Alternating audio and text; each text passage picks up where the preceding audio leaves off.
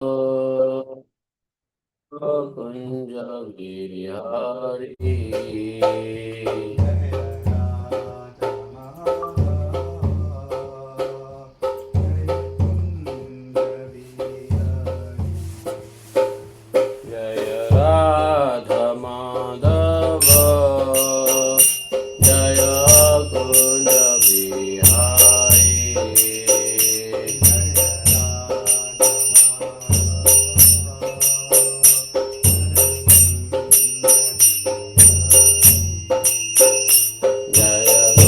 जन वल्लभ जय गिरिवरधारी जय गोपी जन वल्लभ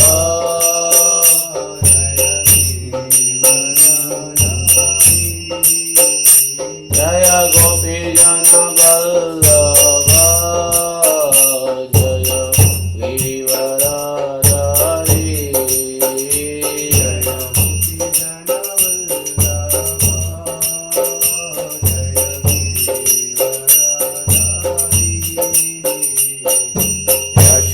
यशोदानन्दन व्रज जनरञ्जन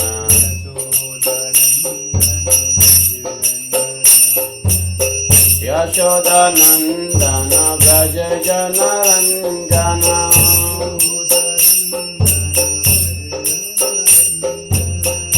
यमुना तीरावनचारी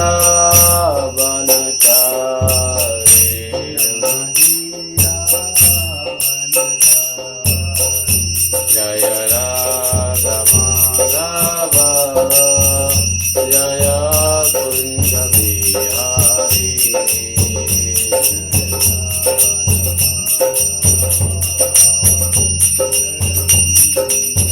हरे कृष्ण कृष्ण कृष्ण हरे हरे हरे राम राम राम हरे हरे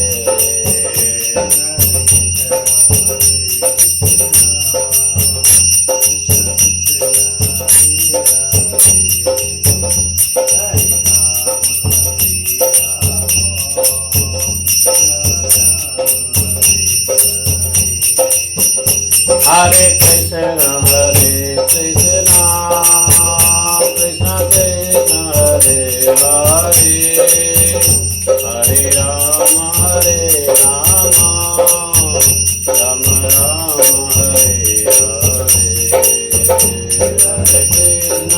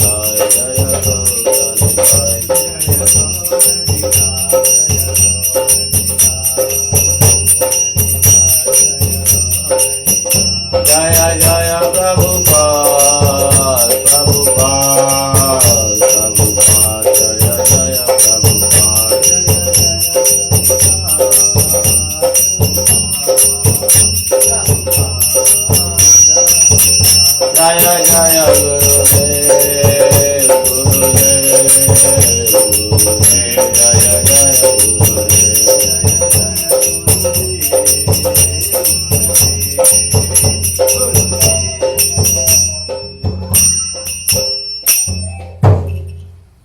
ओम नमो भगवते वासुदेवाय ओम नमो भगवते वासुदेवाय ओम नमो भगवते वासुदेवाय ओम नमो भगवते वासुदेवाय नारायणं नमस्कृत्यं नरं चैव नरोत्तमं देवीं सरस्वतीं व्यासं ततो जयमुदीरये नष्टप्रायसु भद्रेषु नित्यं भागवत सेवया भगवतोत्तम श्लोके भक्तिर्भवति नैष्ठके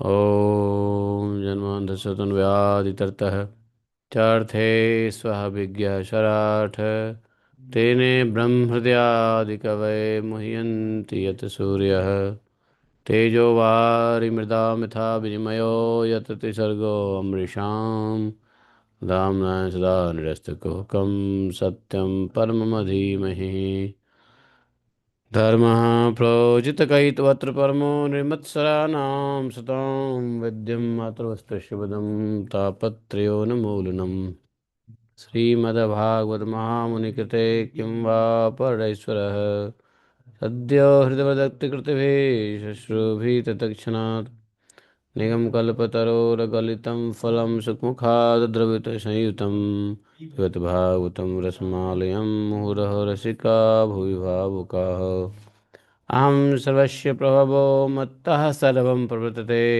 इति मत्त्वां भजन्ते मां बुधा भावा समन्विता मच्चित्ता मद्गतप्राणा बोधयन्तः परस्परं कथयन्तः मां नित्यं तुष्यन्ति च रमन्ति च तेषां सततयुक्तानां भजतां प्रीतिपूर्वकं ददामि बुद्धियोगं तं येन मापुयान्ति ते तेषामेवानुकम्पार्थम् अहम् अज्ञानजं तमः नास्यात्मभावस्थो ज्ञानदीपेन भास्वता अहमेवासमेवाग्रे नान्यत सतसत्परं पश्चादमते तस्य एव शिष्ये स्वस्म्यहम् कृते अर्थं यत् प्रतीयेत न प्रतीयेत चात्मनि तद्विद्यादात्मनो मायां यथा भाषो यथात्मा यथा महान्ति भूतानि भूतेषु चावचश्यनो प्रविष्टानि अन्यप्रविष्टानि तथा तेषु न तस्सहम् एतावदेव जिज्ञासं तत्त्वजिज्ञासुनात्मना अन्नव्यतिरेकाभ्यां यत् स्यात् सर्वत्र सर्वदा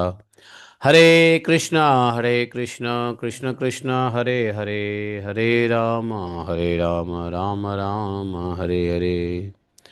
बोले ग्रंथराज श्रीमद् भागवत महापुराण की जय। श्री व्यासदेव भगवान की जय। सरस्वती गोस्वामी महाराज की जय। सरस्वतीदेव गोस्वामी महाराज की जय। श्री प्रभुपाद की जय। अनंत कोटि वैष्णव भक्तवृंद की जय। अनंत कोटि वैष्णव गुरुवृंद की जय। जय जय श्री राधे श्याम। हरे कृष्णा। जय श्री राधे। तो आज हम लोग भगवान की महती कृपा से कौन सा अध्याय में प्रवेश करेंगे? पंचविंश अध्याय। पहले अच्छा, षड्विंशद। तो आज का पहले पंच अंग पढ़ लेते हैं। पंचमी है आज, शुक्ल पक्ष, अश्विनी नक्षत्र, शुक्ल योग। शुक्ल पक्ष भी है, शुक्ल योग भी है। और करण बलव, रविवार है आज। अच्छा, फाल्गुन, मेष राशि, कुंभ राशि, कुंभ में सूर्य चल रहे हैं। उत्तरायण वसंत ऋतु की जाए। तो दिनांक 22 फरवरी, कपिलोपाख्यान के पहले दिन हम लोग, 2 दिन हो गया। आज कपिलोपाख्यान के तीसरा दिन, षड्विंशो अध्यायः। महत आदि अलग अलग तत्वों की उत्पत्ति का वर्णन कपिल देव भगवान कर रहे हैं। इसको बंद करो।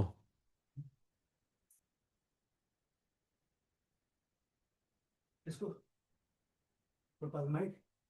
हाँ। तो माता देवती ने प्रश्न किया था, भक्ति के स्वरूप क्या है और तत्व के बारे में बताया था। तत्व ज्ञान कौन सा तत्व है जिसका ज्ञान हो जाता करा देता है, और योग कैसा है, योग के कितने अंग है, ये सब बात है ना।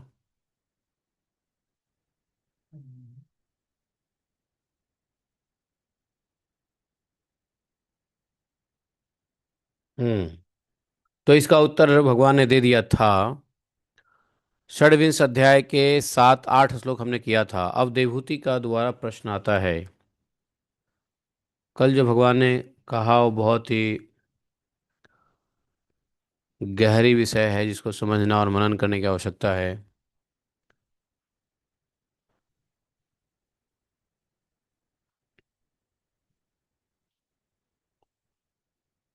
किस प्रकार से इसी अध्याय में 1 से 8 श्लोक भगवान ने कह दिया था कि किस प्रकार से आत्मा अर्थात पुरुष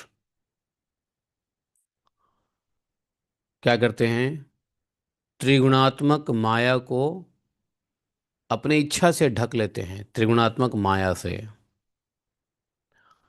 और जब अपनी इच्छा से अपने ही स्वरूप को ढक लेते हैं, पुरुष स्वरूप को, तो प्रकृति जो गुणों के अनुरूप प्रजा की सृष्टि करने लगती है, यह देख करके पुरुष का ज्ञान आच्छादित हो जाता है। अर्थात माया की आवरण शक्ति से मोहित होकर के पुरुष अपना अपना गुण खो देता है और प्रकृति के गुण को ही अपना गुण समझ लेता है। ऐसा माया के आवरण से ढकने के बस से होता है। तो जब प्रकृति के ही गुण को अपना स्वरूप समझ लेता है, तो प्रकृति के द्वारा किए गए कर्म को वो अपना कर्म मानने लग जाता है कि मैं ही कर रहा हूँ, आत्मा कर रहा हूँ, मैं कर रहा हूँ। जबकि करते प्रकृति है, काल और प्रकृति करने वाले हैं, लेकिन ये आत्मा यह मानने लग जाता है कि मैं ही करने वाला हूँ, क्योंकि वह प्रकृति स्वरूप हो जाता है।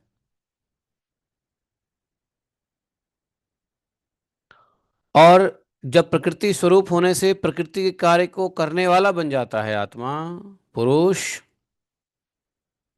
तो क्या होता है, कर्तृत्व का अभिमान आ जाता है। कर्तृत्व के क्या बोलते हैं, कर्तृत्व का अभिमान, कर्तापन का अभिमान आ जाता है। और यही कर्तापन के अभिमान से पुरुष को जन्म मृत्यु रूप बंधन में पड़ना पड़ता है। तो कैसे आत्मा या पुरुष जन्म मृत्यु के बंधन में बंधता है, उसके बारे में बढ़िया से भगवान कपिल देव ने बताया कल 1 से 7 श्लोक में। और जैसे ही कर्म परतंत्र होता है तो शरीर, कारण रूप इंद्रिय और इंद्रियों के देवताओं इत्यादि को अपनेपन का आरोप कर लेता है। तो इस प्रकार से पुरुष को अर्थात आत्मा को सुख और दुख के भोगने में कारण मानते हैं, जबकि प्रकृति से परे हैं। तो परे होकर के भी प्रकृति में हो, प्रकृतिस्थ हो रहे हैं, और इसी वजह से दुख और सुख के भोगने का कारण मानते हैं पंडित लोग। पढ़े लिखे लोग, यहाँ लिखा हुआ है ना, कारणम प्रकृतिम विदुहु। विदु मतलब विद्वान। तो विद्वान लोग प्रकृति को ही कारण मानते हैं, वास्तव में प्रकृति ही कारण है। तथा वास्तव में प्रकृति से परे होकर भी आत्मा पुरुष प्रकृतिस्थ हो रहा है, और पुरुष को दुख और सुख भोगने के कारण मानते हैं। यहाँ तक भगवान ने कल बता दिया था। आगे देवहूति माता ने प्रश्न किया है, पूछा है, प्रकृते है पुरुषस्यापि, 9वें श्लोक, प्रकृते है पुरुषस्यापि लक्षणम पुरुषोत्तम, ब्रूहि कारणयोरस्य सदसत् असत् यदात्मकम्। तो इसके उत्तर में भगवान ने कहा, श्री भगवान वाच,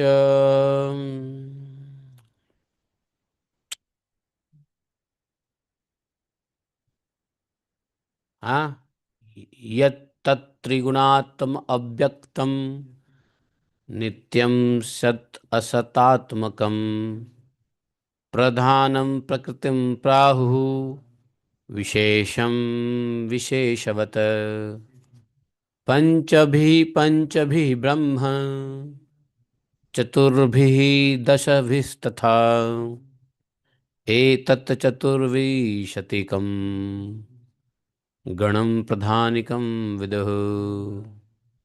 महाभूतानि पञ्चैव भूरापो अग्निः मरुन्भवः तन्मात्राणि च तावन्ति गन्धादीनि मतानि मे। ॐ अज्ञानतिमिरन्धस्य ज्ञानाञ्जनशलाकया चक्षुरुन्मीलितं येन तस्मै श्रीगुरुवे नमः। श्रीचैतन्यमनोभीष्टं स्थापितं येन भूतले स्वयं रूपा कदा मह्यं ददाति स्वपदान्तिकम्। वन्देऽहं श्रीगुरोः श्रीयुतपदकमलं श्रीगुरोन् वैष्णवांश्च श्रीरूपं सागरजातं सहगण रघुनाथान्वितं तं सजीवं साद्वैतं सावधूतं परिजनसहितं श्रीकृष्णचैतन्यदेवं श्रीराधाकृष्णपादान् सहगण ललिता श्रीविशाखान्वितांश्च। हे कृष्ण करुणा सिंधु दीनबंधु जगतपते गोपेश गोपिकाकान्तं राधाकान्तं नमस्ते। तप्त कांचन गौरांगी राधे वृंदावनेश्वरी वृषभानुसुते देवी प्रणमामि हरिप्रिये। वाञ्छाकल्पतरुभ्यश्च कृपा सिन्धुभय एव च पतितानां पावनेभ्यो वैष्णवेभ्यो नमो नमः। जय श्री कृष्ण चैतन्य प्रभु नित्यानंद, श्री अद्वैत गदाधर शिवासादि गौरभक्तवृंद। हरे कृष्ण कृष्ण कृष्ण हरे हरे, हरे राम राम राम हरे हरे। तो देवहूति माता ने पूछा कि इस विश्व के जितने भी मोटा छोटे मोटे जितने कार्य हैं, जिनके स्वरूप हैं विश्व के, स्थूल या सूक्ष्म, स्थूल मतलब मोटे, सूक्ष्म मतलब छोटे, तो विश्व के स्थूल सूक्ष्म कार्य जिनके स्वरूप हैं और जो इसके कारण है, उन प्रकृति और पुरुष का लक्षण आप मुझसे कहिए। ऐसा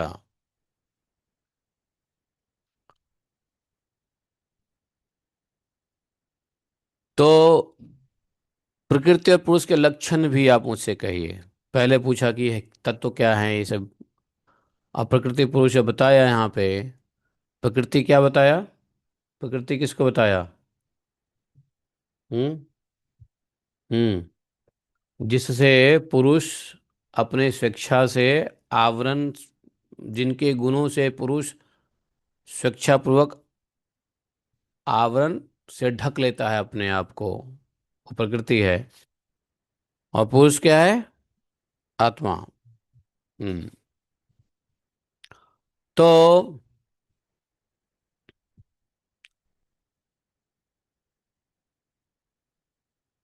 भगवान अब पुरुष और प्रकृति के लक्षण बताएंगे। तो भगवान ने कहा कि देखो, जो त्रिगुणात्मक जिनके 3 गुण हैं, जो व्यक्त नहीं है और जो अनित्य नहीं है। 3 गुण है, व्यक्त नहीं है, अनित्य नहीं है, अर्थात नित्य है, अव्यक्त है और त्रिगुणात्मक है और कार्य कारण रूप है और स्वयं निर्विशेष होकर भी विशेष धर्मों का आश्रय है, संपूर्ण विशेष धर्मों का आश्रय है। उस प्रधान नामक तत्व को ही प्रकृति कहते हैं। कभी कभी पुरुष प्रकृति भी कहते हैं, कभी कभी पुरुष प्रधान भी कहते हैं। पुरुष प्रकृति या पुरुष प्रधान दोनों कहा जाता है। तो प्रधान भी प्रकृति है और पुरुष भी प्रकृति तो प्रकृति है ही, लेकिन प्रकृति को प्रधान भी कहते हैं। तो प्रधान नाम के तत्व को प्रकृति कहते हैं। तो पुरुष प्रधान सुने हो कभी? पुरुष प्रधान, ये 2 शब्द कभी सुने हो? नहीं सुने हो? पुरुष प्रधान बहुत सारे प्रार्थना है उसमें ये आता है, पुरुष प्रधानाम तम अव्यक्तम। तो ये सब पुरुष प्रधान। तो जो पुरुष जो प्रधान है वो भी अव्यक्त है, वो भी नित्य है, वो कार्य कारण रूप है और त्रिगुणात्मक है। जबकि जो पुरुष है वो अव्यक्त है, नित्य है, कार्य कारण रूप नहीं है, त्रिगुणात्मक भी नहीं है। तो ये अंतर है पुरुष और प्रधान में, पुरुष और प्रकृति में। तो 4 चीज है ना, त्रिगुणात्मक, अव्यक्त, नित्य और कार्य कारण रूप।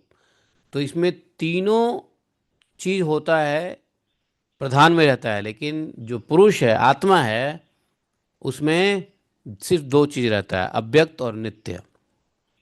कार्य कारण रूप आत्मा नहीं है और न ही त्रिगुणात्मक आत्मा है। आत्मा में कोई गुण नहीं है, क्योंकि ये परम पुरुष परमात्मा का अंश है और परम पुरुष परमात्मा में कोई गुण नहीं होता। त्रिगुणात्मक सिर्फ प्रधान तत्व होते हैं। तो इसलिए यहाँ पर प्रधान होता है। राधा सहस्त्र नाम में देखो तो वहाँ पे राधा का नाम प्रधान शब्द से भी व्यक्त किया गया है, प्रधान नामक तत्व। तो समझ गए प्रकृति किसको कहते हैं? भगवान ने डेफिनेशन दे दिया, प्रकृति किसको कहते हैं। और प्रकृति के कार्य क्या माने जाते हैं? भगवान कह रहे हैं प्रकृति के कार्य क्या माने जाते हैं। ऐसा विदुः प्रधानिकम विदुः गणम प्रधानिकम विदुः एतत् चतुर्विंशतिकम गणम प्रधानकम विदुः। विद्वान लोग इस प्रकृति के कितने गण बताए हैं? एतत् चतुर्विंशति, 24, है ना। तो 24 तत्व के समूह को अर्थात 24 गण को हैं प्रधानिकम विदुः। प्रधान के ये 24 गण हैं। तो प्रधान के 24 गण कौन कौन से हैं? पंचमहाभूत, पंच तन्मात्राएं, कितने हुए? 10 हैं। पंचमहाभूत, पंच तन्मात्राएं, 4 अंतःकरण और 10 इंद्रियाएं, ये 24 हो गए। 5 महाभूत, 5 तन्मात्राएं, ठीक है। 4 अंतःकरण, अंतःकरण में क्या क्या है? मन बुद्धि चित्त अहंकार, ये 4 अंतःकरण कहा है। और 10 इंद्रिय, तो 10 4 14 और 10 24। ये 24 तत्व के समूह को प्रकृति का कार्य मानते हैं। ये प्रकृति के कार्य हैं। और तो उसमें आगे पंच महाभूत में क्या क्या है? तो पृथ्वी है, जल है, तेज है, वायु है, आकाश है, 5 महाभूत है। और 5 तन्मात्राएं क्या है? गंध है, रस है, स्पर्श है, रूप है, शब्द है, ये 5 तन्मात्राएं हैं। और 10 इंद्रियां क्या क्या हैं? कान, ये त्वचा, हम्म, हाँ, जिह्वा, नाक, मुंह, हाथ, पैर, उपस्थ इंद्रियां और पायु इंद्रियां, ये 10 इंद्रियां हैं।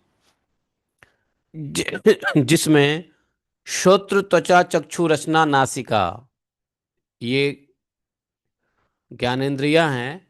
वाक, पाणी, पाद, उपस्थ, पायु, ये कर्मेंद्रिया है। वाक, पाणी, हाथ, उपस्थ, वाक, पाणी, पाद, उपस्थ और पायु। वाक मतलब मुंह जो बोलते हो, पाणी हाथ, पाद मतलब पैर, उपस्थ मतलब उपस्थ इंद्रिया और वायु पायु। पायु मतलब हाँ मलद्वार। कान, त्वचा, आंख, जीवा और नाक, ये ज्ञानेंद्रियाएं हैं। तो भगवान को पूरा डिटेल में बता के माता जी के लिए डिटेल में भगवान बता रहे हैं कि ये जो है क्या है, ये 24 प्रकृति तत्व क्या है, प्रकृति क्या है बताया, और प्रकृति के कार्य क्या हैं। तो ये सब प्रकृति बनाते हैं, अर्थात प्रकृति ये सब निकलती है, प्रकृति से ये तत्व निकलते हैं। और 4 जो अंतःकरण है वो आगे बता दिया, यही मन, बुद्धि, चित्त और अहंकार। ये 4, इन चारों के रूप में एक ही अंतःकरण अपनी संकल्प, तो मन से क्या होता है, मन से संकल्प, बुद्धि से निश्चय, इसको बुद्धि को क्या कहा गया है, निश्चय, निश्चयात्मिका बुद्धि। हम्म, बुद्धि किसको कहते हैं, जिससे प्राणी निश्चय करता है, तो उसको बोलते हैं निश्चयात्मिका बुद्धि। और मन, मन से संकल्प होता है, तो मन से संकल्प, तो संकल्पायते इति मनः, मन से संकल्प होता है। और चिंता, भयम, चित्ता, तो चिंता, चित्त से क्या होता है, चिंता होती है। और अभिमान स्वरूप अहंकार, अहंकार से क्या होता है, अभिमान रूप, ये उनके गुण है, वृत्ति है एक्चुअली, अंतःकरण की वृत्ति है। मन, बुद्धि, चित्त और अहंकार का वृत्ति है। तो मन संकल्प करता है, करना है कि नहीं करना है, बुद्धि निश्चय करता है हैं, और चिंता, चित्त, चित्त चित्त चिंता करता है। और और क्या, अहंकार, सॉरी, हाँ अहंकार क्या करता है, अभिमान करता है। तो मन, बुद्धि, चित्त, अहंकार, इस प्रकार से उनके 4 वृत्ति दिखाई देते हैं। इसको समझ लो, क्योंकि पूरे सांख्य फिलोसफी का ये रीढ़ की हड्डी है, ये रीढ़ है, this is the backbone information of Sankhya philosophy. अगर ये सब चीज़ें याद नहीं रही तो पूरी फिलॉसफी नहीं याद रहेगा। सांख्य फिलॉसफी का ये बेस है, आधार है कि प्रकृति क्या है, पुरुष क्या है। पुरुष प्रकृति से अपने आवरण को ढक लेते हैं, तो प्रकृति क्या है फिर, तो प्रकृति बोले क्या है, प्रकृति के लिए 4 बताया ना चीज़ें। प्रकृति त्रिगुणात्मक है, प्रकृति नित्य है, प्रकृति अव्यक्त है और प्रकृति कार्य कारण है। तो और उसके अंदर 24 तत्व है, 24 तत्वों के अलग अलग बता दिया, ठीक है। और 4 मन, बुद्धि, अहंकार, उसके प्रवृत्ति बता दिया है।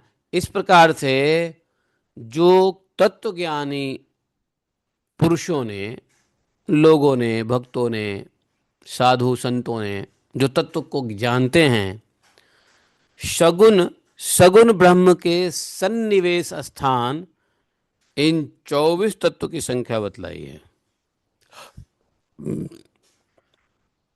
सगुण ब्रह्म, अब ये सगुण ब्रह्म क्या है और निर्गुण ब्रह्म क्या है।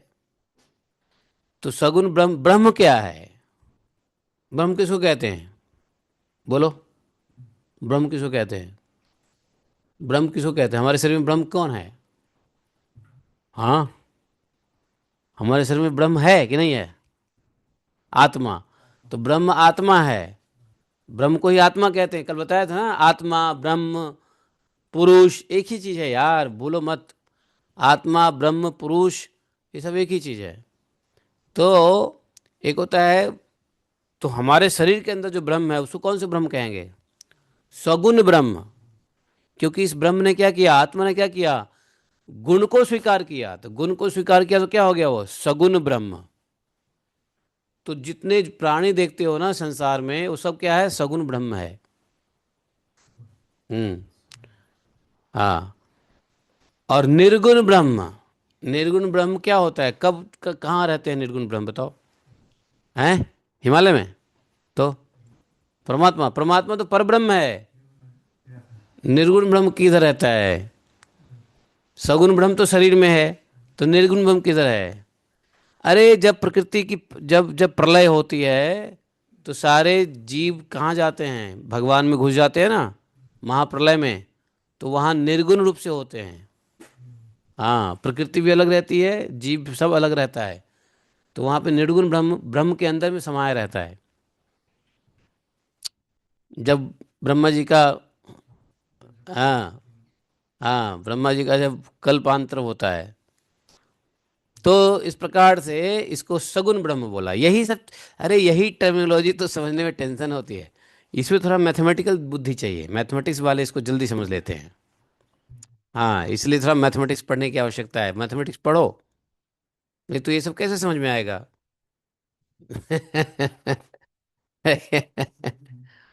और क्या। तो ये सगुण ब्रह्म के सन्निवेश स्थान बताया है। ये 24 तत्व की संख्या बताई है। जब जब जब ब्रह्म गुण को स्वीकार करता है, अर्थात सगुण ब्रह्म के ये सन्निवेश स्थान है, ये 24 संख्या। इसके अलावा क्या है फिर?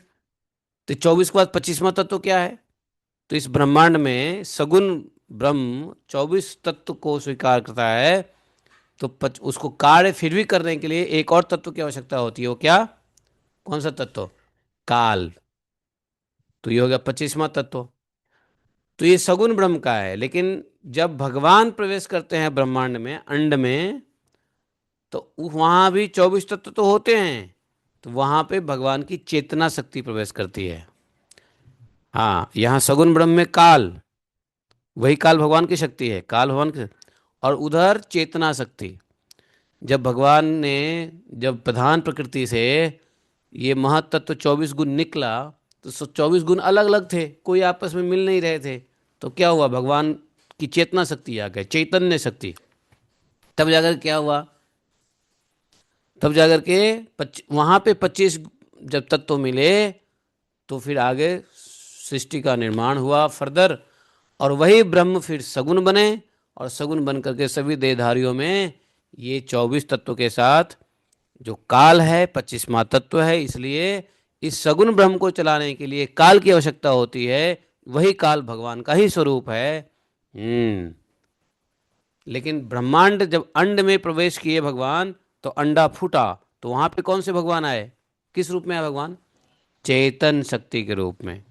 और यहाँ काल के रूप में। तो वहां 25वां तत्व क्या है? चेतन शक्ति। और यहाँ पे 25वां तत्व क्या है? काल। ये 15 श्लोक में बता रहे हैं। सन्निवेशयो मया प्रोक्तो यह काल पंचविंशक है। तो काल 25वां तत्व घुस गया। ये मैथमेटिक्स है, 24, 25, 26, 27, ये सब क्या है, गणित है भाई। हाँ, जो गणित नहीं पढ़ा उसको थोड़ा सा ये इंजीनियरिंग में दिक्कत होगी। ये इंजीनियरिंग है, और इंजीनियरिंग में गणित की जरूरत पड़ती है। जो गणित नहीं पढ़ा उसको ये इंजीनियरिंग थोड़ा समझने में दिक्कत होती है ना, वैसे ही है कि नहीं? सच में बता रहा हूँ। है मैथ्स। ठीक है। तो फिर क्या हुआ, कुछ लोग, भगवान कह रहे हैं, कुछ लोग काल को पुरुष से भिन्न तत्व न मानकर पुरुष का प्रभाव अर्थात ईश्वर की संहारकारिणी शक्ति बताते हैं, जबकि है ही, जिससे माया के कार्य रूप देहादि में आत्मभाव का अभिमान करके अहंकार से मोहित और अपने को कर्ता मानने वाला जीव को निरंतर भय लगा रहता है। तो यही काल है। तो काल को विद्वान, भगवान कह रहे हैं, काल को विद्वान लोग क्या मानते हैं? ईश्वर की संहारणी शक्ति, ईश्वर की ही शक्ति है, ईश्वर ही है। हैं? तो काल को पुरुष से भिन्न नहीं माना जाता है। काल को पुरुष से भिन्न नहीं माना जाता है, अर्थात आत्मा को काल से अलग नहीं माना जाता है, बल्कि काल उसी आत्मा की संहारणी शक्ति है। पुरुष क्या है? आत्मा है। तो काल को पुरुष से भिन्न तत्व न मानकर पुरुष का प्रभाव अर्थात ईश्वर की संहारणी शक्ति बताती है, जिसे माया के कार्यरूप देह आदि में आत्मभाव का अभिमान करके संहार संहार क्या अहंकार से मोहित अपने को कर्ता मानने वाला जीव निरंतर भय लगता है। कर्ता मानने वाला जीव को ही भय लगता है, जो कर्ता ना माने उसको भय नहीं लगेगा। और कौन है, कब किस स्थिति में आत्मा को भय नहीं लगेगा? जब वो कर्ता नहीं मानेगा। कर्ता कब नहीं मानेगा? जब वह गुण को अपने को गुण से अलग देखेगा। अपना स्वरूप जो है जीव का गुणात्मक स्वरूप से अलग हटेगा, तब जाकर के उसको भय नहीं लगेगा। और ये गुण हट जाता है कब? जब गुणातीत ब्रह्म अर्थात पर ब्रह्म परमेश्वर परम पुरुष, हाँ, उनका जब आराधना होता है, उनको वो ही आते हैं इन गुणों से बचाने के लिए। तो जब तक यह गुण उनके शरण में जाकर के नहीं छोड़ेंगे, तब तक निरंतर भय लगता रहता है। किसको? कर्ता मानने वाले उस अभिमान अहंकारी, हाँ, आत्म तत्व जो अपना अभिमान अहंकार कर लेता है। तो कपिल भगवान बोले कि हे मुनि मनुपुत्र, मनुपुत्र कौन? मनुपुत्री देवहूति, जिसकी प्रेरणा से गुणों की साम्यावस्था निर्विशेष प्रकृति में गति उत्पन्न होती है। हाँ, कौन है जो गुणों को प्रेरित करता है? कौन है जो प्रकृति में गति डालता है? कौन है जो प्रकृति को गति देता है, गुणों को प्रेरित करता है? तो कहते हैं वही वही वही पुरुष रूप भगवान ही काल कहे जाते हैं। तो काल ही है जो प्रकृति को गति उत्पन्न करता है, काल ही है जो गुणों को प्रेरित करता है कि नहीं? तो वास्तव में काल ही, तो काल के क्षोभ से ही तो है। तो शुरू में भी काल का एक क्षोभ हुआ मूल प्रकृति में, तो प्रकृति की उत्पन्न होती है। महतत्व आदि का उत्पन्न कैसे होता है?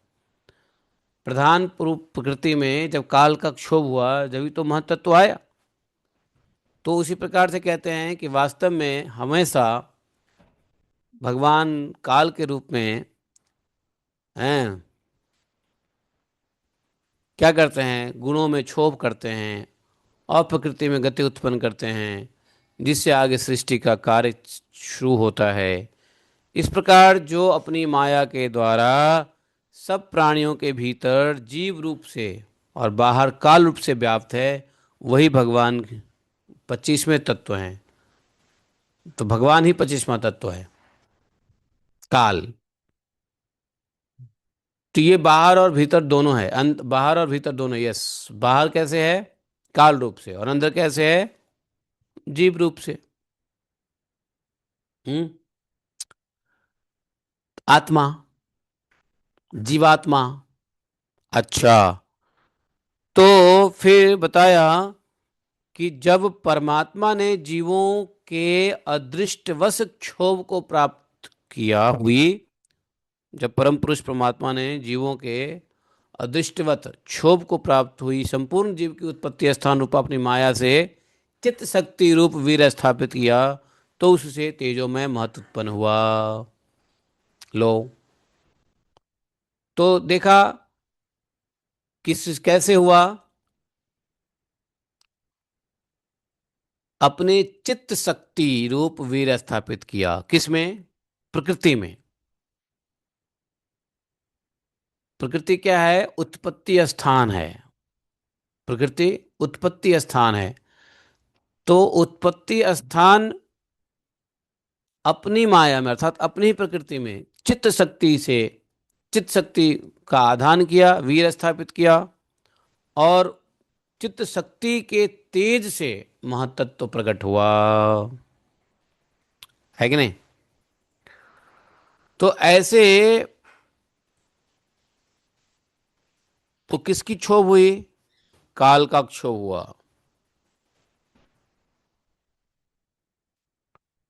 काल के क्षोभ होने से क्या हो गया? तो भगवान की चित्त शक्ति प्रकृति में आ गया, और उसी शक्ति से उत्पन्न हुआ माया तत्व। क्लियर है? दैवात क्षुभित धर्मिण्याम स्वस्याम योनौ प्रह पुमान। यहां पर प्रकृति को योनौ कहा। योनि या योनौ, ये प्लूरल है। और अधत्त वीर्यम, आधत्त अर्थात वीर आधान किया, वीर का आधान किया, शक्ति का आधान किया। कैसा? सासूत महतत्वम हिरण्यमयम। हिरण्यमय यहाँ भगवान को हिरण्यमय बताया। तो ऐस भगवान हिरण्यमय भगवान ने ही अपने चित्त शक्ति से, हैं, चित्त शक्ति रूपी वीर चित्त का अपने स्वस्याम योनौ, अपने ही प्रकृति में स्थापित कर दिया। और इससे क्या हुआ? महतत्व की उत्पत्ति हुई। हम्म कठिन है समझना ना? बहुत कठिन है। हैं?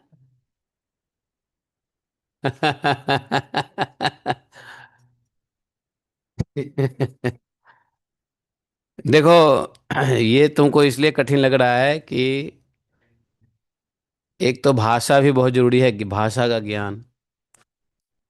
एक तो संस्कृत का ज्ञान नहीं, संस्कृत नहीं आती है तो शुद्ध हिंदी का भी ज्ञान नहीं है। तो भाषा की वजह से बड़ी दिक्कत होती है समझने में। भाषा भी बहुत कष्टकारी है। कौन है देखो? हाँ।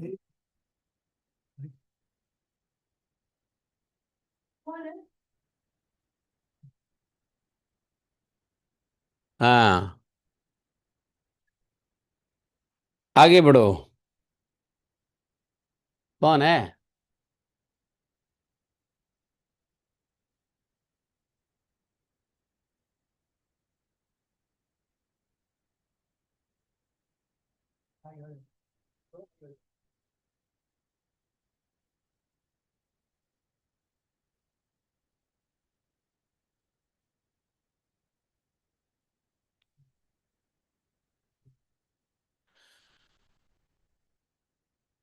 विश्वम। अरे भागवतम चल रही है 10 बजे के बाद।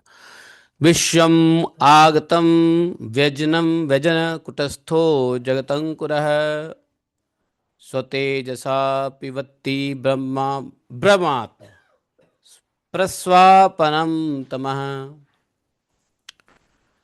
विश्वम आगतम व्यंजन कुटस्थो जगत अंकुरः स्वतेजसा पिबत्ति ब्रह्मात्म प्रस्वपनम तमः। अच्छा बताओ, जब ये ज्ञान तुमको नहीं समझ में आ रहा है तो माता देवहूति को कैसे समझ में आ रहा है?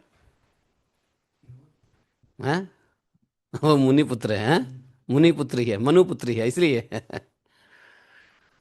तो यह सब समझने के लिए थोड़े शब्द के अच्छे ज्ञान होने चाहिए। भाषा, हाँ, संस्कृत या संस्कृत से रिलेटेड शुद्ध हिंदी भी यदि नहीं आती आ रही हो, अगर बॉम्बे वाली हिंदी आती है तो समझ में नहीं आएगी, गुजराती वाली हिंदी आती है तो भी नहीं समझ में आएगी। शुद्ध हिंदी यदि आ रहा हो, जो संस्कृत के बहुत करीब होता है शुद्ध हिंदी, तभी ये सब बातें अच्छे से समझ में आती है। नहीं तो दिक्कत होता है। कोई बात नहीं, सुनते रहो। तुमको नहीं समझ में आया, तुम्हारे आत्मा को तो आ रहा है समझ में, इसलिए सुनते रहो। है कि नहीं? जैसे बिना समझे, हाँ, आप भोजन करते हो तो भोजन में क्या क्या चीज रहता है तुम जानते हो? भोजन में क्या रहता है? तुम खा लेते हो तो भोजन अपना काम करता है ना। वैसे ये सब सुनते रहो, अपना काम करेगा, समझे? है?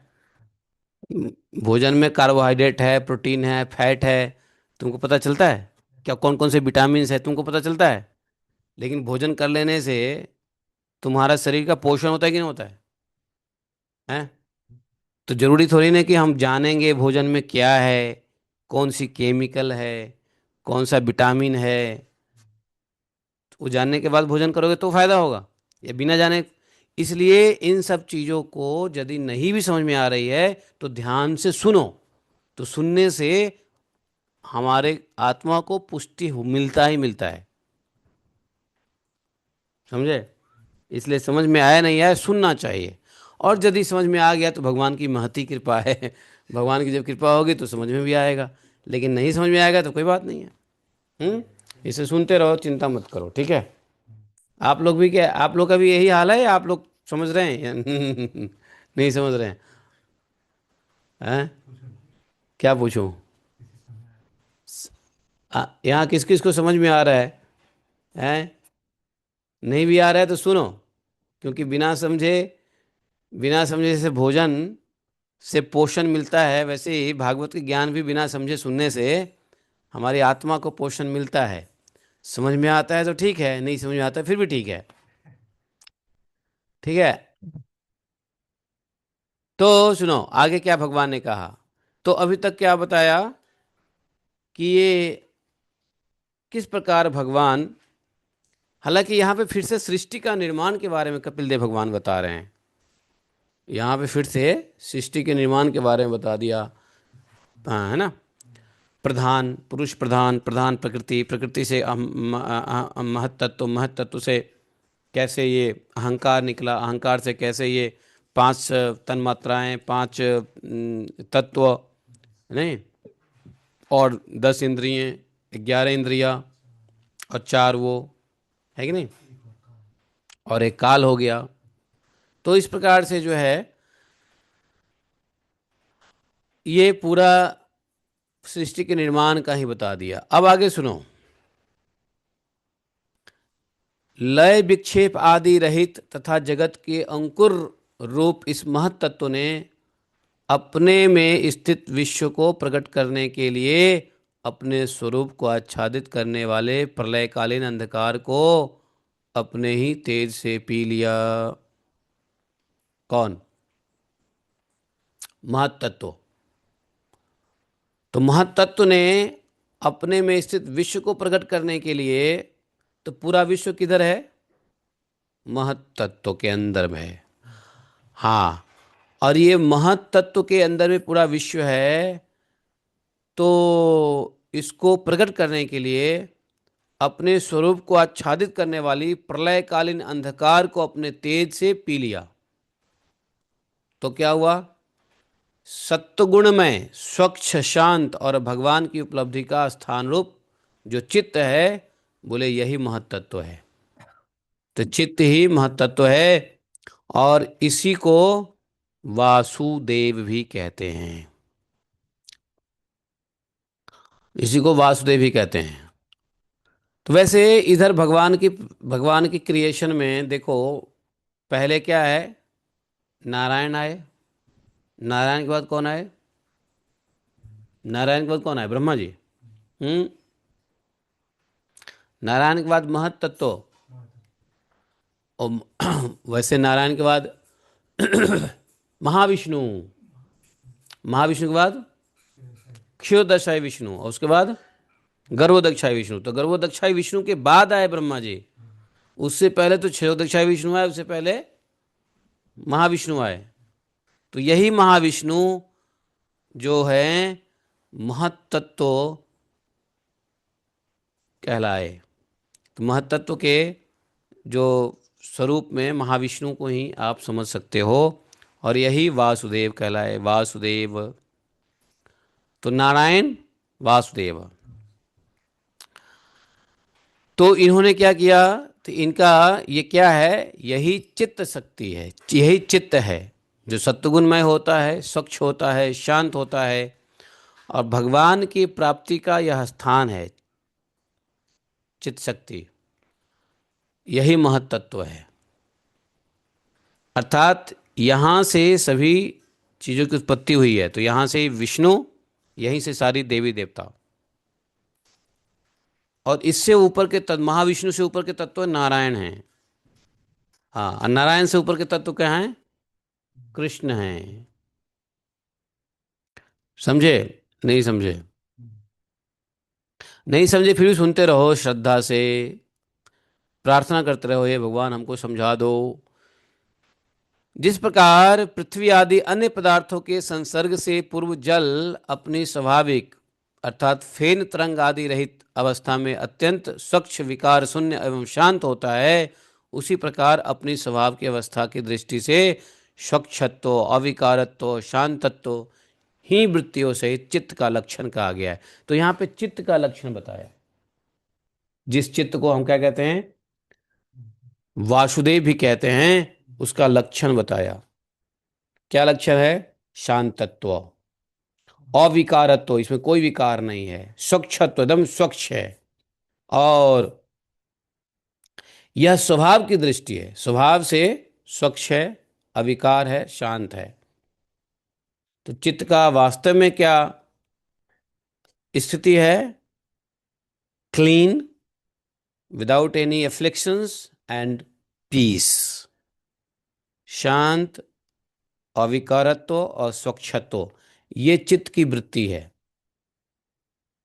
या चित्त का लक्षण है, वृत्ति नहीं है, लक्षण है ना? और चित्त, कहते हैं चित्त दूषित हो जाता है तो कब? जब चित्त अशांत हो जाए, चित्त में विकार आ जाए, चित्त अशुद्ध हो जाए।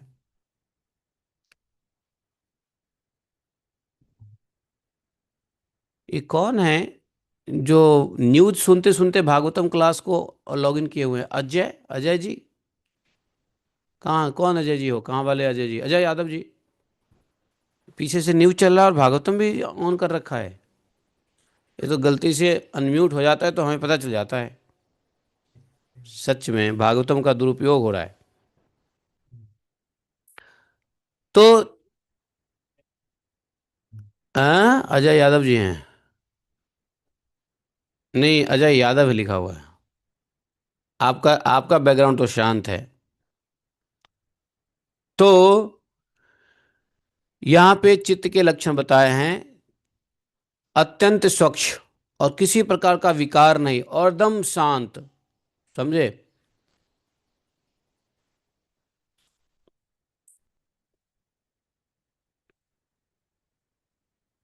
तो उसके बाद भगवान की वीर रूप चित्त शक्ति से उत्पन्न हुए महत तत्व के विकृत होने पर उससे क्रिया। आज अब देखो, ये जो महत तत्व की जो विकृति हुई, कैसे? चित्त शक्ति से। चित्त शक्ति से महत तत्व में क्षोभ हुआ, अर्थात विकृति हुई, उससे तीन शक्तियां उत्पन्न हुआ। क्रिया शक्ति,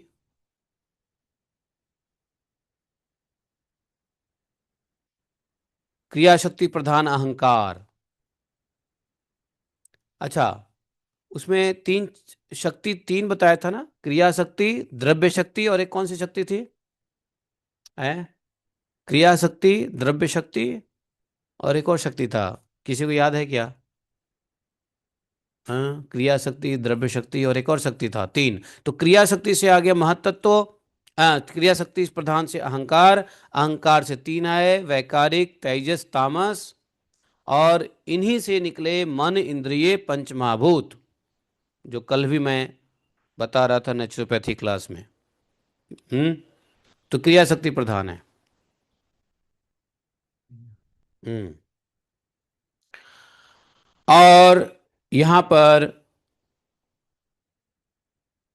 इस भूत, इंद्रिय और मन स्वरूप अहंकार को ही विद्वान लोग संकर्षण कहते हैं।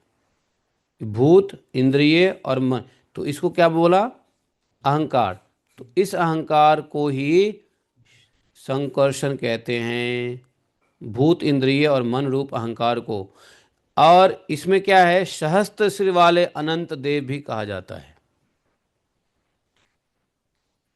इस अहंकार का देवता रूप से कर्तृत्व, इंद्रिय रूप से करणत्व और पंचभूत रूप से कार्यत्व लक्षण है। हाँ, तो कर्तृत्व कौन है? देवता। और कारण क्या है? इंद्रिय, इंद्रिय कारण होता है, करने वाला देवता है। और पंचभूत अर्थात कार्यत्व लक्षण है, पंचभूत के ऊपर कार्य होता है। आपादान कौन है? वो पंचभूत है। और कर्ता कौन है? देवता। और कारण कौन है? तो बोले इंद्रिय। तो भाई करने वाला है देवता, अहंकार का देवता रूप से कर्तृत्व करने वाला, और इंद्रिय कारण है, और पंचभूत कार्यत्व है अर्थात जिसके ऊपर कार्य होता है। तो हम करने वाले तो है ही नहीं।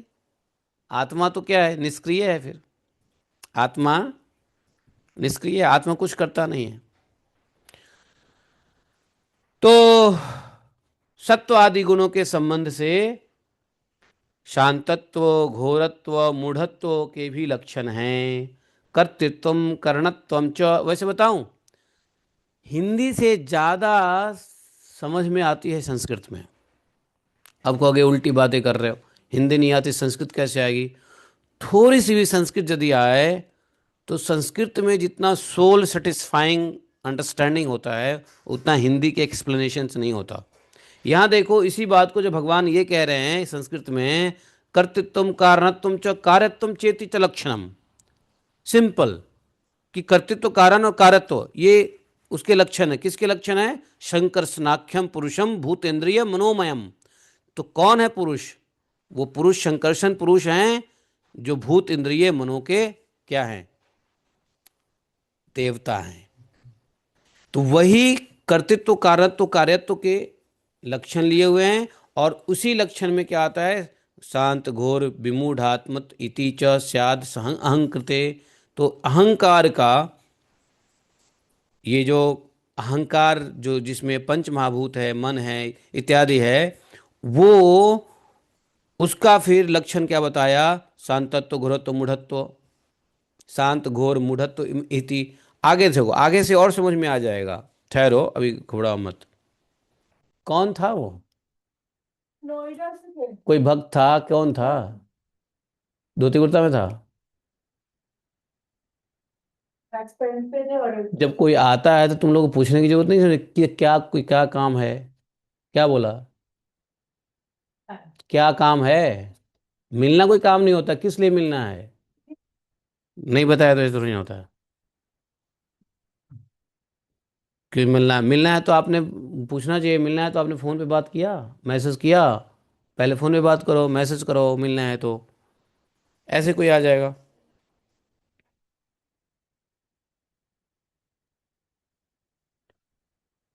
तुम भी सीखो, तुम भी सीखो। जब कोई आता है ना तो हरे कृष्णा बोलने से नहीं होता है। जाओ नज़दीक में, हरे कृष्णा प्रभु जी, आप कहाँ से आए हैं? मिलना है, कोई विशेष कारण है? अभी भागवत क्लास चल रही है। हाँ, बाद में आइए, या आपने मिलने का कोई टाइम लिया है, क्या काम है, एक्सप्लेन किया है, ये सब पूछना।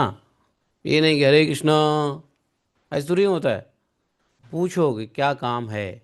कुछ विशेष कार्य है तो मैं भी बताऊं, विशेष कार्य नहीं है तो बाद में बताऊं। आपने बात करके आए हैं, अपॉइंटमेंट लिया है। हाँ, तो कोई भी चश्मा वाला हो तो वो बात है ना।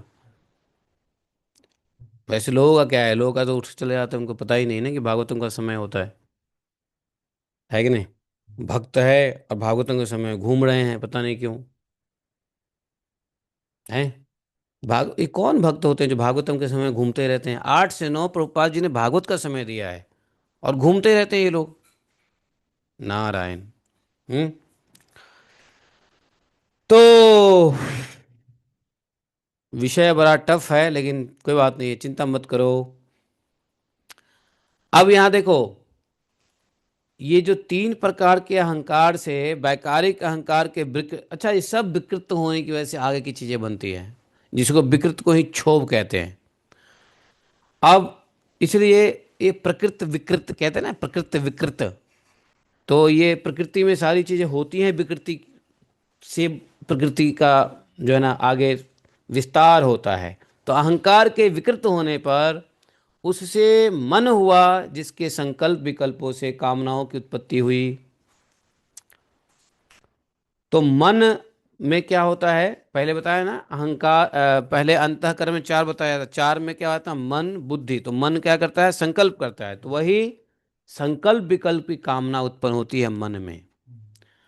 तो मनस तत्व ही इंद्रियों के अधिष्ठाता अनिरुद्ध के नाम से जाने जाते हैं। तो मनस तत्व के अधिष्ठाता बताया अनिरुद्ध जी।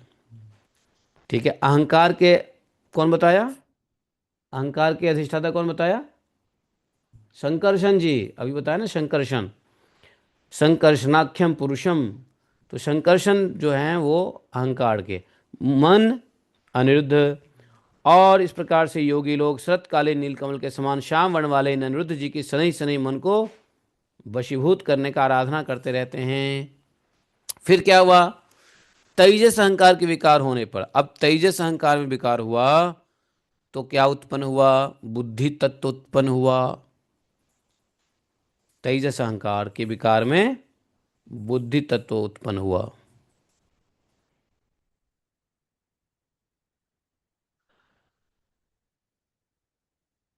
और वस्तु का स्फुरन रूप विज्ञान और इंद्रियों के व्यापार में सहायक होना, पदार्थ का विशेष ज्ञान कराना, ये बुद्धि का कार्य है।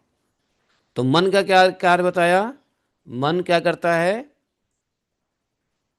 संकल्प विकल्प करता है। हाँ, और बुद्धि क्या करता है?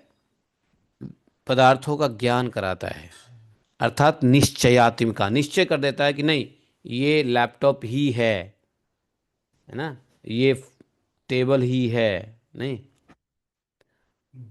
तो किसी चीज का आइडेंटिफिकेशन बुद्धि से होता है, उसको बोलते हैं निश्चयात्मिका बुद्धि। और मन से संकल्प विकल्प होता है कि ये करना है, ये नहीं करना है, ऐसा ही करना है, ऐसा करना चाहिए, ऐसा होना चाहिए, ये संकल्प विकल्प मन करता है। अब वृत्तियों के भेद से कपिल देव भगवान कह रहे हैं, वृत्ति के भेद से संशय, विपर्य, निश्चय, स्मृति और निद्रा भी बुद्धि के ही लक्षण है। तो डाउट करते हैं, डाउट डाउट होती है ना, संशय, ये संशय मन का लक्षण है या बुद्धि का लक्षण है? कपिल देव भगवान कह रहे हैं ये बुद्धि का लक्षण है, संशय बुद्धि का लक्षण है। विपर्य अर्थात उल्टा ज्ञान, कोई चीज सत्य है, सत्य नहीं दिख रहा है, और जो असत्य है वो सत्य दिख रहा है, तो ये विपर्य ज्ञान भी बुद्धि का ही वृत्ति है। स्मृति याद आना, याद स्मृति, तो वो किसका? मन का है, बुद्धि का? बुद्धि का है। और निद्रा, सोते हम है ना, तो मन का है, बुद्धि का है? बुद्धि का है, मन का नहीं। निद्रा बुद्धि का नहीं है, निद्रा मन का नहीं है, बुद्धि का है। इसलिए जब हम सोए रहते हैं तो मन भटकता रहता है, मन नहीं सोता। जब हम सोए रहते हैं तो उसमें बुद्धि सो जाती है, मन नहीं सोता है। अरे इसलिए तो सपने देखते हो तुम, सोए रहते हो, चलते रहते हो, कहाँ क्या देख लिया, नहीं देख लिया, उठा तो पता चले ये देखा था। तो मन, तो निद्रा एक्चुअली बुद्धि का लक्षण है ना। हाँ, तो ये स्मृति, मेमोरी, निद्रा, निश्चय करने वाला, विपर्य उल्टा ज्ञान, और संशय, ये बुद्धि के लक्षण है। तो कहते हैं ना निश्चयात्मका बुद्धि या संशयात्मिका बुद्धि, दो होता है। निश्चय का उल्टा संशय, या तो संशय करोगे, डाउट करोगे, या निश्चित करोगे कि नहीं यही सत्य है। तो इस प्रकार से संशय, विपर्य, निश्चय, स्मृति और निद्रा बुद्धि के लक्षण है। तो मन बुद्धि हो गया। तो बुद्धि तत्व के देवता कौन है बोले? तो प्रद्युम्न जी, बुद्धि तत्व के देवता प्रद्युम्न जी, समझे? तो अनिरुद्ध कौन हुए? आगे आएंगे। संकर्षण कौन हुए? अहंकार। वासुदेव किसके हैं? चित्त। और प्रद्युम्न किसके हुए?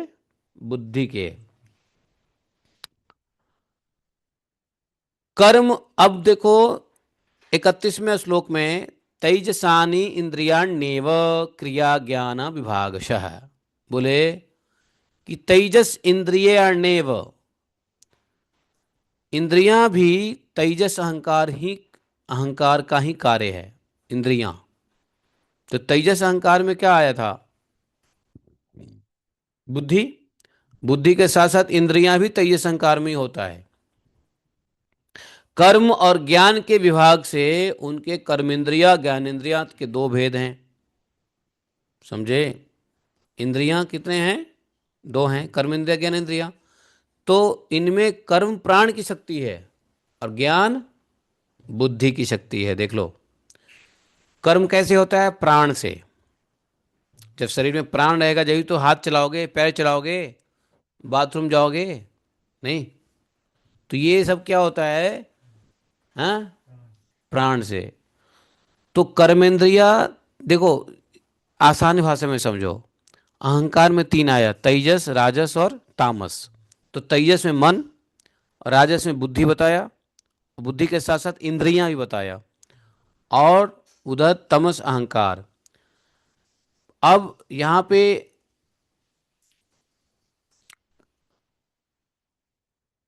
इंद्रिया में दो इंद्रिया बताया, कर्म इंद्रिया ज्ञान इंद्रिया। तो कर्म इंद्रिया चलता है प्राण शक्ति से, ज्ञान इंद्रिया बुद्धि की शक्ति से। तो ज्ञान इंद्रिया बुद्धि की शक्ति से। तो जब तुम कहते हो बुद्धि नहीं है, तो अर्थात ज्ञान इंद्रियों से तुम देख नहीं सकते। अब मन फिर क्यों? मन क्यों नहीं है रजस में? मन वैकारिक में है, अर्थात मन सत्व में है। क्योंकि मन, भगवान ने कहा कि मन क्या है? सुप्रीम तत्व है। इंद्रियानाम मनश्चास्मि। भगवान कहते हैं इंद्रियों में मैं मन हूं। तो मन राजस कैसे होगा? राजस तो पाप में ही है, तामस तो तम है ही। तो इसलिए वैकारिक सत्व में आता है मन। तो मन का वास्तव में जो कार्य है वो भगवान में लगने के लिए है। लेकिन यह मन जब भगवान से अलग हो जाता है तो वहीं पे सारा गड़बड़ हो जाता है मामला। वह मन भगवान से अलग हुआ तो वैकारिक में बेकार का गुण आ गया ना, तो सत्वगुण रहा नहीं। तो सत्वगुण मन कब रहेगा? जब भगवान में रहेगा। और सत्वगुण भगवान में मन, सत्वगुण मन भगवान में रहेगा, वैकारिक मन भगवान में रहेगा। यह अगर प्रदूषित हो गया, भगवान से अलग हो गया, तो बुद्धि भी खराब हो जाएगी और फिर कर्मेंद्रिय ज्ञानेंद्रियां सब खराब हो जाएगा। क्योंकि ये प्रधान अहंकार है। मन जो है ना, अहंकार का सबसे पहला प्रधान अहंकार है मन। उसके बाद बुद्धि, इंद्रिय और फिर पंच महाभूत। तो इंद्रिय में क्या? कर्मेंद्रिय ज्ञानेंद्रिय, प्राण शक्ति और ज्ञान शक्ति। तो ज्ञान की भी शक्ति होती है ना, एक प्राण शक्ति होता है, ज्ञान शक्ति। ज्ञान को भी शक्ति कहा गया, नहीं? ज्ञान शक्ति से कुश्ती जीता जा सकता है, नहीं? प्राण शक्ति मतलब शरीर से, इंद्रियों से, लेकिन ज्ञान शक्ति मतलब बुद्धि से। तो प्राण शक्ति ज्यादा अधिक बलवान है या बुद्धि शक्ति बलवान है? बुद्धि शक्ति ज्यादा बलवान होता है। प्राण तो शारीरिक शक्ति हुआ ना, तो शरीर के बल से ज्यादा कौन सा बल? बुद्धि बल। हाँ, बुद्धि बल शरीर बल से ज्यादा, हाँ, मजबूत होता है। तो यहां पर भगवान ने ये बताया, कपिल देव भगवान ने। देखो, इसको ठीक ठीक से समझने के लिए ना एक स्लेट लेना पड़ेगा। स्लेट, स्लेट समझ तो, काला सा नहीं होता, भट्टी लिखते हैं, बच्चे लिखते हैं ना। स्लेट लिखना लेना पड़ेगा, बार बार लिख के मिटाना पड़ेगा, बार बार लिख के मिटाना पड़ेगा। हाँ, हैं, हाँ। तो हाँ, तो यहां पर देखिए, भगवान की चेतना शक्ति की प्रेरणा से अब क्या हुआ? तामस अहंकार में विकृति हुई। तो वाकई में कौन है जो विकृति पैदा करता है, क्षोभ पैदा करता है? तो भगवान की चेतना शक्ति। आपको पता है ना, पहले सभी देवता लोगों ने प्रार्थना किया था भगवान से कि हे देवादिदेव, हम लोग बन तो गए हैं लेकिन हम लोग इकट्ठे नहीं हो पा रहे हैं, हम कुछ कर नहीं पा रहे हैं, हम सभी तत्व अलग अलग घूम रहे हैं। अगर ऐसे ही सस्पेंडेड रहे तो हम आपके कार्य को कैसे कर सकते हैं? ये महत्त्ववादी ने प्रार्थना किया था। तो भगवान की जो चेतना शक्ति है, उन्होंने, भगवान ने अपनी चेतना शक्ति से क्या किया? इन महत्त्वों में आधान किया, तो अहंकार की उत्पत्ति हुई। अहंकार में फिर चेतना शक्ति का आधान हुआ, तो ये सब निकल के आए। तो तामस में भी अब चेतना शक्ति का आधान होता है, अर्थात क्षोभ होता है। क्षोभ, आधान, ये सब प्रेरणा एक ही बात है। तो उसमें जब विकृति होती है तो क्या होता है, क्या निकलता है?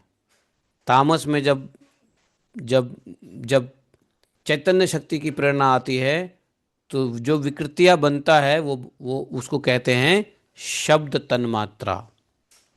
शब्द तन्मात्रा बना, शब्द तन्मात्रा से आकाश तत्व बना, आकाश तत्व में विकृति हुई तो स्पर्श तन्मात्रा बना, स्पर्श तन्मात्रा से वायु बने, वायु में विकृति हुआ, विकृति क्या है? यही चेतना शक्ति, कॉन्शियस इफेक्ट। तो वायु में विकृति हुआ तो रूप तन्मात्रा निकला, रूप तन्मात्रा से निकलता है हैं अग्नि, और अग्नि में जब क्षोभ हुआ, अग्नि में जब विकृतियां आई तो निकला कौन सी तन्मात्रा? रस तन्मात्रा, रस तन्मात्रा से आया जल तन्मात्रा, जल तन्मात्रा में क्षोभ हुआ। तो अर्थात क्षोभ का क्या मतलब हुआ? क्षोभ का मतलब हुआ कि जब भगवान की चेतना शक्ति की प्रेरणा हुई तो उसमें से निकला गंध तत्व, और गंध तत्व से आया पृथ्वी तत्व, गंध तन्मात्रा, उसके बाद आया पृथ्वी तत्व। हैं? तुम्हारा भेजा फ्राई हो रहा है? हैं? अभी तक तुम सिर्फ प्रसाद खा के लेटे रहे ना, कभी बुद्धि चलाए नहीं। हैं? शास्त्र को नहीं समझने की कोशिश करोगे तो बुद्धि चाहिए। तो इस प्रकार से ये सब आया, समझे? अब क्या हुआ, ये तन्मात्राओं के क्षोभ से तत्व आया, तत्व के क्षोभ से फिर तन्मात्रा आया, इस प्रकार से सभी पांच तन्मात्राएं आ गए और पांच तत्व आ गया। फाइव एलिमेंट्स जो कल भी हम डिस्कस कर रहे थे। अब हुआ क्या, आगे देख लो।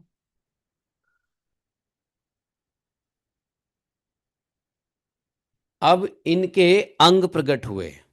जब ये तन्मात्राएं आए तो तन्मात्राओं के को आधार देने के लिए अंग का प्रकट हुआ। तो स्पर्श तन्मात्रा से कौन से, अब इस तन्मात्राओं को ग्रहण करने वाला कुछ अंग तो चाहिए, आधार तो चाहिए। तो उस आधार क्या बनाया? तो तो आकाश जो जो शब्द तन्मात्रा था, तो उसके लिए क्या, श्रोत इंद्रिय आ गया, कान, शब्द। और उसके बाद जो तन्मात्रा बना स्पर्श, तो उसके लिए आधान के लिए क्या आ गया? चर्म, चर्म, चर्म मतलब त्वचा। और इस प्रकार से त्वचा आ गया। तो ये पांच कर्मेंद्रियां बन गया, ज्ञानेंद्रियां बन गया। तो तन्मात्राएं क्या है? तन्मात्राएं ये ज्ञानेंद्रियां हैं। तन्मात्रा क्या है? ज्ञानेंद्रियां हैं। तो पहला ज्ञानेंद्रिय कान, दूसरा ज्ञानेंद्रिय क्या हुआ? त्वचा, तीसरा ज्ञानेंद्रिय रूप, रूप मतलब आंख, रूप का अंग कौन सा है? आंख है। और उसके बाद क्या है? रसना, रस, जीव। और उसके बाद है गंध, गंध पृथ्वी, उसका क्या बना? नाक। तो ये थोड़ा सा इसके बारे में एक ब्लैक बोर्ड चाहिए एक्चुअली हमको, इसको समझाने के लिए सच में ब्लैक बोर्ड चाहिए। मैं ब्लैक बोर्ड पे बहुत अच्छे से समझाता आपको मैथमेटिक्स की तरह, लेकिन अब ब्लैक बोर्ड यूज नहीं कर सकते भागवतम क्लास में, कैसे करेंगे ब्लैक बोर्ड यूज? हाँ, तो कभी कभी आप लोग आओ तो ब्लैक बोर्ड से हम समझाएंगे, ड्राइंग बना करके कि कहाँ पे क्या कैसे रिलेशन है। अभी यहाँ पे ब्लैक बोर्ड है नहीं, ये सब चीज़ें वाकई मैथमेटिक्स की चीज़ है, ब्लैक बोर्ड चाहिए इसके लिए। समझे? नहीं तो ये क्या होता है कि सुनने से मैपिंग नहीं हो तो पाती है, देखने से मैपिंग होगी। जब ब्लैक बोर्ड देखोगे, यहाँ पर तन्मात्राएं हैं, इधर इंद्रियां हैं, इधर महतत्व है, इधर ये है, उसका रिलेशन कहाँ है, कहाँ से क्या होता है, वो ब्लैक बोर्ड का काम है। इसलिए कह रहा हूँ नहीं, मैथमेटिक्स है ये, पूरा इंजीनियरिंग है। और इसी से संसार बना है, इसी से सृष्टि की रचना हुई है, तो ये इंजीनियरिंग ही है। बड़ा सॉफ्ट इंजीनियरिंग है ना, सूक्ष्म है ये बहुत, स्थूल नहीं है। तो इस प्रकार से जो है ना, ये सब बातें भगवान ने कहा। तो हमने आपको अच्छा, भगवान ने साथ में ये भी बताया था माता को कि इनके लक्षण क्या है, जो हमने अब नहीं बताया।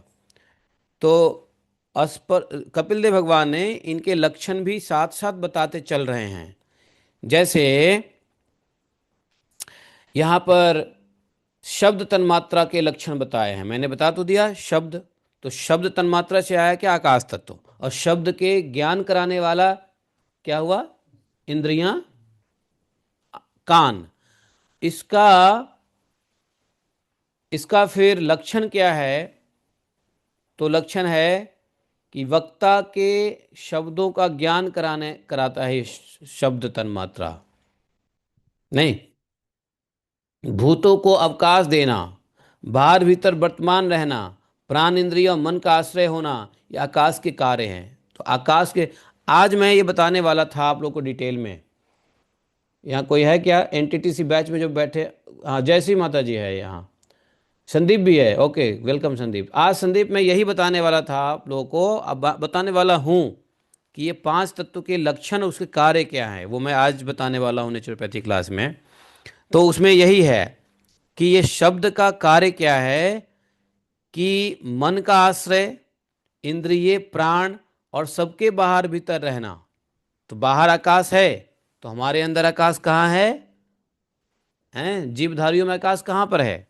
मनुष्य में कहाँ पर है? हम लोगों ने पढ़ा ना, लार्ज इंटेस्टाइन, स्मॉल इंटेस्टाइन। तो स्मॉल इंटेस्टाइन में है, तो इसका कारण क्या है, क्यों है और क्या कार्य कर रहा है? तो इसलिए इंटेस्टाइन जब खाली रहता है, अर्थात आकाश तत्व भरा रहता है उसमें, तो मन स्वच्छ रहता है, सात्विक रहता है, क्योंकि मन का आश्रय होना यही आकाश की वृत्ति है। तो आकाश जितना रहेगा, मन सात्विक, मन आश्रित रहेगा।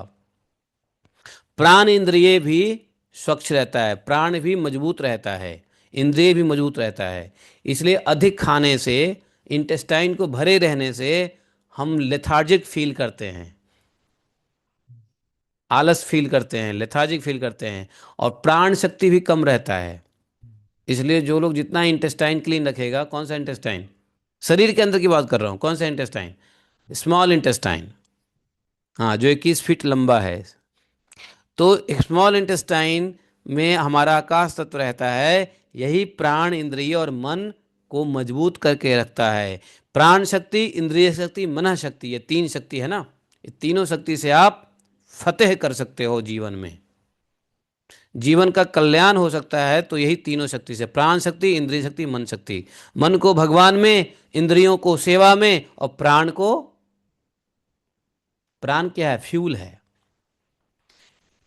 ना। भगवान में मन लगे, इंद्रियों से कार्य हो, सेवा हो, तो इसके लिए फ्यूल क्या है? ईंधन क्या है इसके लिए? तो प्राण। तो प्राण शक्ति, इंद्रिय शक्ति, मन शक्ति, ये तीनों आकाश की वृत्तियां हैं। इसलिए आकाश तत्व का रहना बहुत जरूरी है। संदीप, सुन रहे हो? ये वही संदीप है क्या? तो जो जो आप लोगों को बताया गया था कि ना, देखो, ये 34 श्लोक में बताया है। हाँ माता जी, बोलिए, क्या बोल रहे हो? है ना। तो ये प्राण शक्ति, इंद्रिय शक्ति, मन शक्ति का यहाँ पर है। और भगवान ने इसके लक्षण भी बताए हैं, तो मैं लक्षण तो आपको नहीं बताया, सिर्फ मैंने आपको ये बता दिया। तो लक्षण हम कल डिस्कस कर लेते हैं, इसके थोड़ा और ज़्यादा डिस्कस कल कर लेते हैं। नहीं तो एक ही दिन में अगर ये सब बातें, क्या होगा फिर? बैंड बज जाएगी, अपना इंजन हीट हो जाएगा, गर्म हो जाएगा फिर, नहीं। तो आप लोग घबराओ नहीं, जिन लोगों को नहीं समझ में आ रहा है फिर भी सुनते रहो। हाँ, घबराने का काम नहीं है, सुनते रहो। कबहू तो कृपा करोगी राधा, ये सब राधा रानी कृपा से समझ में आएगा। और नहीं भी आया तो भी ठीक है, और आ गया तो बहुत अच्छा है कि नहीं? तो ये तीन चीज याद रखो, प्राण, इंद्रिय और मन, इन तीनों का आकाश की वृत्ति है। ठीक है, अर्थात वृत्ति मतलब कार्य लक्षण, रूप लक्षण है। और शब्द तन्मात्रा के कार्य आकाश में काल गति से विकार होने पर फिर स्पर्श तन्मात्रा हुआ। तो विकार कौन करता है? काल की गति, समय, टाइम, आकाश में। फिर स्पर्श आया, स्पर्श उससे वायु आया, और स्पर्श को ग्रहण कराने वाली त्वचा आया। त्वचा का लक्षण क्या है? कोमलता, कठोरता, शीतलता, उष्णता, वायु का सूक्ष्म रूप होना, ये सब स्पर्श के लक्षण है। अब ये सब कैसे है? कोमलता, कठोरता, ये दोनों कैसे है? शीतलता और उष्णता, ये दोनों कैसे है? वायु का सूक्ष्म रूप, स्पर्श, ये लक्षण है। इसको हम कल समझेंगे, आज नहीं। तो यहीं पे रुक जाते हैं। ये चीज़ हमने 8/2/2025 में पढ़ा था। जो आज पढ़ रहे हैं, कौन सा डेट है आज? 22/2 को पढ़ रहे हैं। ये पिछले साल 8 फरवरी को हमने यहाँ तक पढ़ा था। पिछले साल 8 फरवरी को हमने ये सब पढ़ा था, आज 22 फरवरी को पढ़ रहे हैं। हाँ, ठीक है।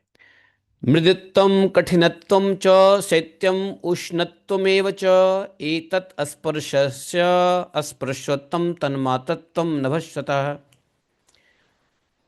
तो पूरा नेचुरोपैथी समझनी पड़ेगी। यही नेचर है। नेचुरोपैथी क्या है? नेचर है, प्रकृति का रास्ता, नेचुरोपैथ। तो आज हम ये सब डिस्कस करेंगे दिन के क्लास में। फिलहाल भागवतम को यहीं पे विराम देते हैं, है कि नहीं? बोले ग्रंथराज श्रीमद्भागवतम की जय। एकम शास्त्रम देव की पुत्र गीतम, एको देवो देव की पुत्र एव, एकम मंत्र तस्नामानि यानि कर्मापि तस्य दिवस सेवा। तमेव माता च पिता तमेव, तमेव बंधुश्च सखा तमेव, तमेव विद्या द्रविणम तमेव, तमेव मम सर्वदेव देवः। कृष्णाय वासुदेवाय हरे परमात्मने प्रणतक्लेशनाशाय गोविंदाय नमो नमः। हे कृष्ण करुणा सिंधो दीनबंधो जगतपते गोपेश गोपिका कांतम राधा कांतम नमोस्तुते। तप्त कांचन गौरांगी राधे वृंदावनेश्वरी विश्वानुसुते देवी प्रणमामि हरिप्रिये। वाञ्छाकल्पतरुभ्यश्च कृपा सिन्धुभैव च पतितानां पापनेभ्यो वैष्णवेभ्यो नमो नमः। जय श्री कृष्ण चैतन्य प्रभु नित्यानंद, श्री अद्वैत गदाधर शिवासादि गौर भक्तवृंद। हरे कृष्णा कृष्ण कृष्ण हरे हरे, हरे राम राम राम हरे हरे। ये देखो, अहंकार से पहले ये तीन तत्व हो, तीन शक्तियां हैं जो हमें याद नहीं आ रहा है। क्रिया शक्ति, द्रव्य शक्ति, तीसरा क्या है? अरे वो क्या था?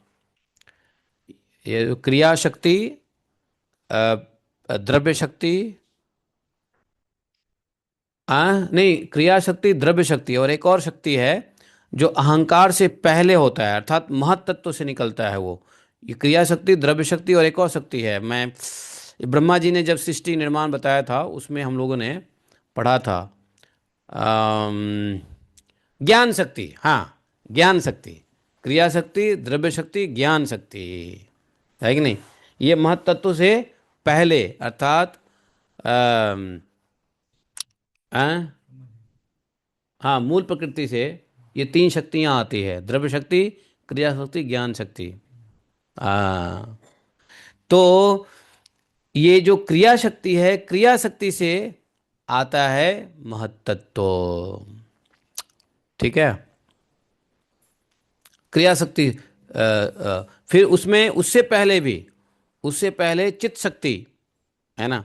ये सारी शक्तियां हैं जिसके बारे में ब्रह्मा जी ने बड़ा अच्छे से एक्सप्लेन किया था। पहले हम लोगों ने पढ़ा हुआ है इसको। हाँ, हाँ, हाँ, ये सारी प्रकृतियां, सारी शक्तियां राधा रानी की ही हैं। तो मूल महत्व ये देवी भागवत पढ़ोगे ना, देवी भागवत, आपने देवी भागवत नहीं सुना है, अभी हमने देवी भागवत पढ़े हैं। तो देवी भागवत में इसकी क्लैरिफिकेशन आता है। ये जो नारायण हैं, या ये जो महाविष्णु हैं, ये विष्णु हैं, इन सब की उत्पत्ति कहाँ से हुई है? आप कहोगे भगवान से हुई है। पहले इनकी उत्पत्ति राधा रानी से हुई है। और भगवान तो एज ए चेतना शक्ति के रूप में समय प्रकट होते हैं, लेकिन उत्पत्ति कौन करती है? राधा रानी। नारायण की उत्पत्ति राधा रानी करती हैं, महाविष्णु की उत्पत्ति, विष्णु की उत्पत्ति, सब राधा रानी करती हैं।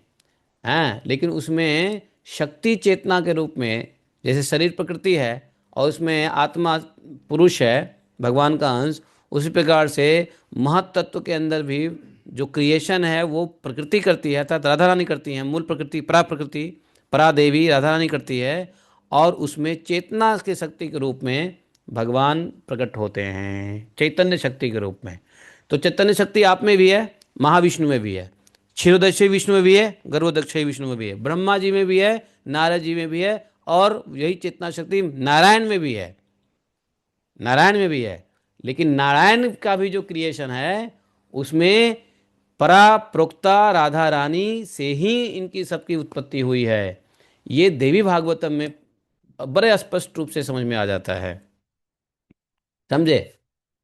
इसलिए हाँ, शक्तियां तो जैसे भाई नारायण भी तो भगवान की शक्ति है, तो शक्ति तो राधा रानी से निकलती है। ये सब कौन सी आह्लादनी शक्ति है? आह्लादनी शक्ति से निकलता है बहिरंगा शक्ति।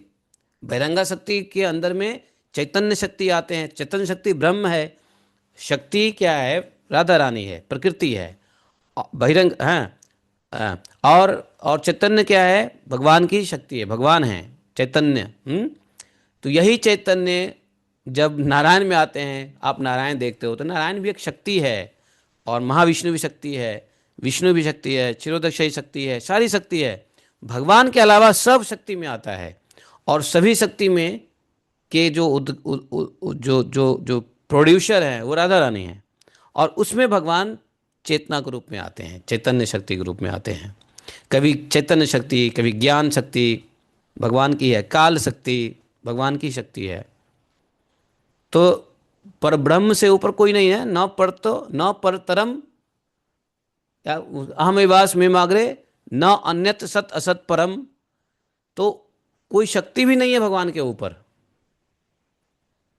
भगवान है, फिर भगवान के बाद शक्ति है जो राधा रानी, और उसके बाद सारी चीज़ें क्रिएशन है।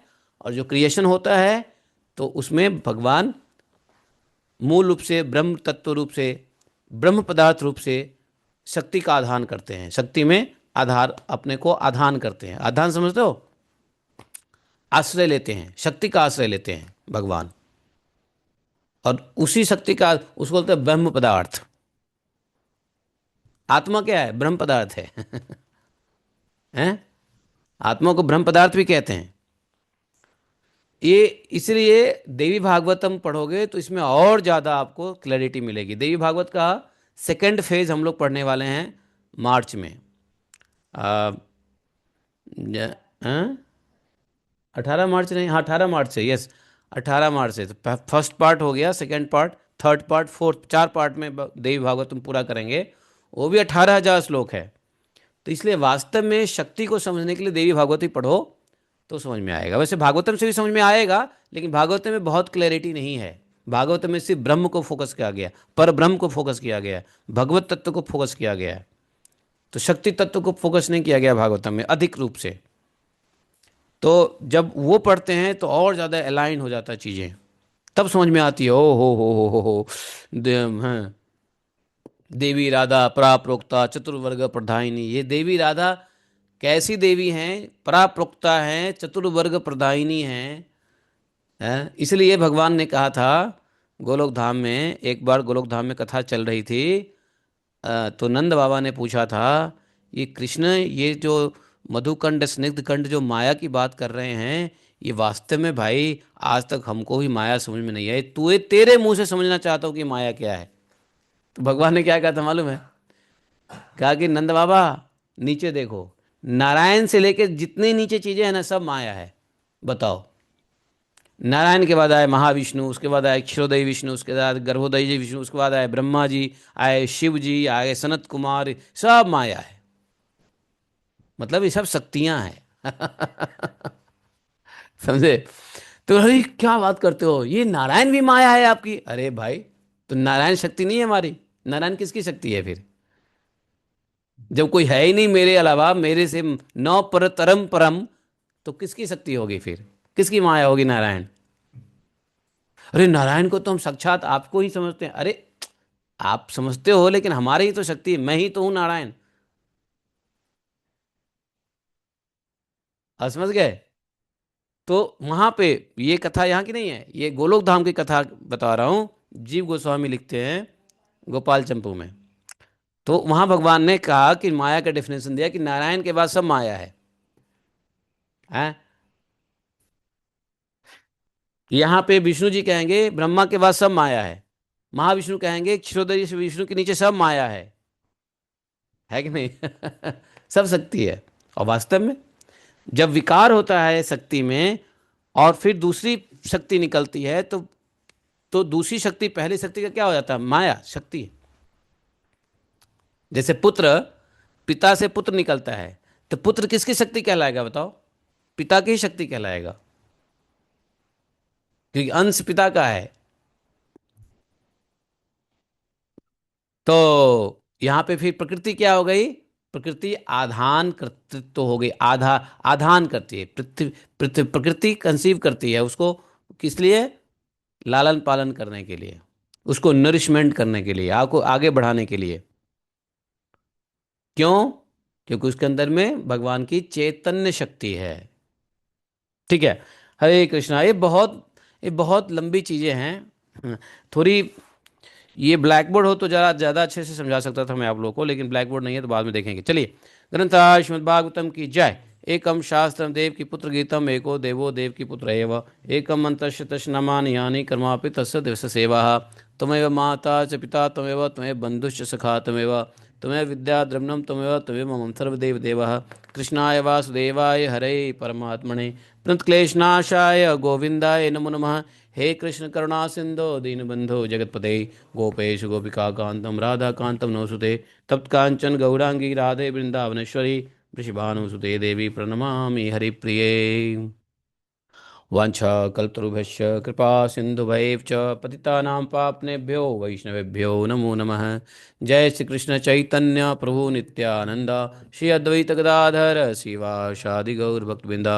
हरे कृष्णा कृष्ण कृष्ण हरे हरे, हरे राम राम राम हरे